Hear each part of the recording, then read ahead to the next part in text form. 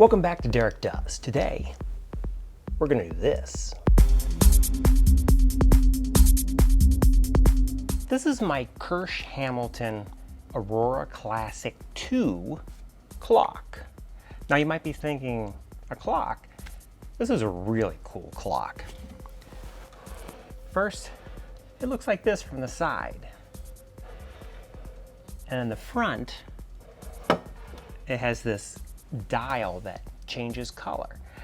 This clock was from the 70s. It was a very modern clock. Like, when I say modern, I mean like postmodern, classic design clock, not really like a modern clock. And well, actually it kind of is a modern clock in the way it was constructed, because it's, let me show you.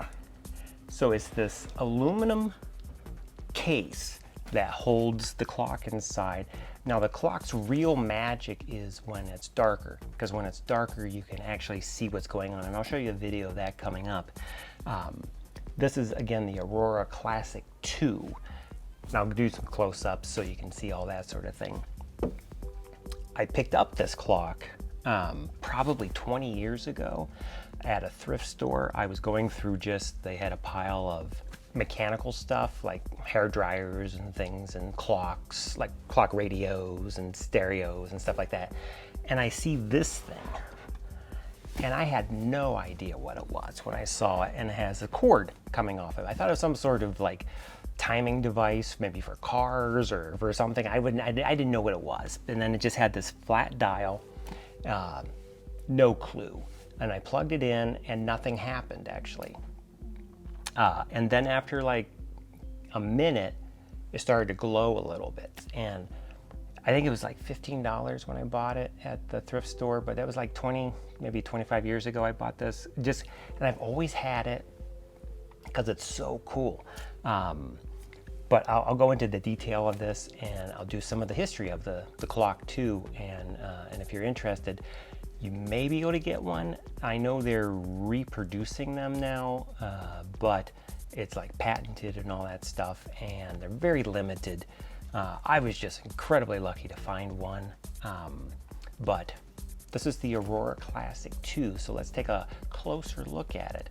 If you like this sort of thing, again, please subscribe, like, comment, all that stuff, because I thought I'd just kind of go through some of my cool vintage stuff that maybe you have. And maybe you thought, wow, I didn't even know that existed, because I sure didn't until I found one. And even then I had to like research what it was. So let's take a closer look. Here you can actually see the colors a lot better than the distance shot. And if you look at it during the daytime, check that out. Now keep in mind that the clock that I have in front of me is probably 40 years old. Again, these clocks came out in the 70s. I think this is from the 80s. But you can see here's the minute hand, the hour hand, and the second hand. And as it turns, there's actually two discs in there too that are Polaroided filters, lenses, or something like that, that also turn. And that's how you get all these crazy colors that change constantly. It's like a lava lamp in a clock. It's a pretty big clock, as you can see from my hand. It's probably at least 8 inches, 9 inches that way, and probably about the same height. It just has a simple, and on the back, it has this, again, chromed or aluminum, but inside that, you open it up, and it has a light. This is your actual dial to set the clock for time change, or if it's unplugged for a while. They have a new version of this that I saw that you can send it away, and it's like between $200 and $400. They completely gut everything, and they put in all new things, but it's a new LED with a computer-controlled system. And supposedly it's a little brighter from the LED lights and everything like this. Because what happens is over time, there's a lamp in here that it gets hot. I mean, it's warm to the touch. You can feel that's not hot, but it's it's definitely warm. And I guess over time, the light and the heat will warp. As you can probably see, this lines here, that's probably not, that's probably just showing age. It probably should be a solid color. But you can see it's a really cool clock. It looks, I mean, nobody knows what that is, like a periscope or something like that. Here, I'll show you the bottom of it. So here you can see it's the Aurora Classic, and it's serial numbered. So this is the 813th one. It tells you that, and it's from ChronoArt. So that also tells you that it's the earlier version. And to clean the aluminum case, use magnesium hubcap polish. I've never done that. And again, you can tell this is an earlier one because there's no World Wide Web on the bottom.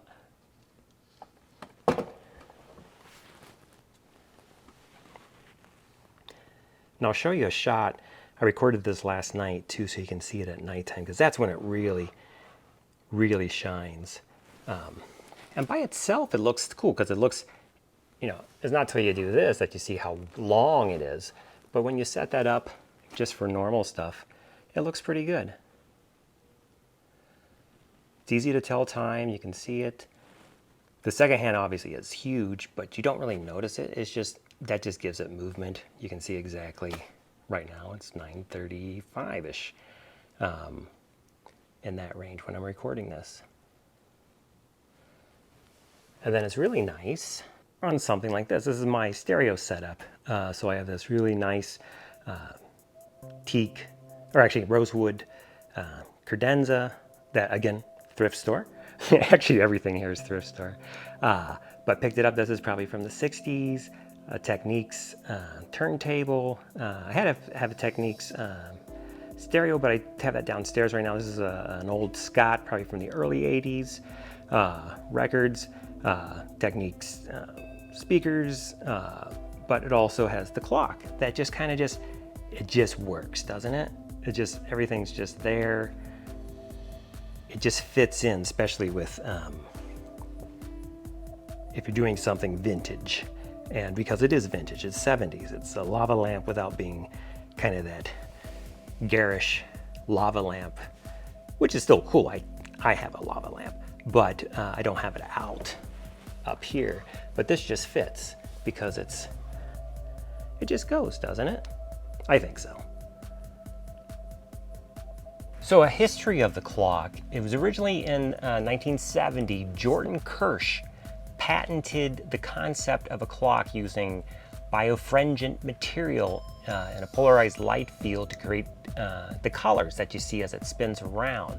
I think he teamed up then with Hamilton, so it's Kirsch Hamilton making, I don't think it was Hamilton watches, but it might have been, making these clocks, and called it Aurora. And again, these clocks were so cool that the Museum of Modern Art selected the Aurora clock for its permanent collection. So you can actually see this if you go there. I haven't been there to see it, but you can. So again, it's not I can't do a huge long video just on a clock, but this is the Aurora Classic 2, and it's just a really cool clock. If you have one, don't get rid of it, because you'll never find another one. I'll never find another one. The only way to get it is actually to purchase the reproduction version of this one, which is still cool. I don't think the reproduction versions are aluminum anymore. I think it's because they say it's a chrome, so I assume it's a steel case with a chrome finish. Probably looks exactly the same, but that's it. Again, if you like this sort of content, if you like cool vintage things, check it out. I've got a whole bunch of stuff, videos you can watch and see some cool stuff that maybe you don't have, or something you do have and you wish you had more of it. Who knows? So I'll see you on the next video.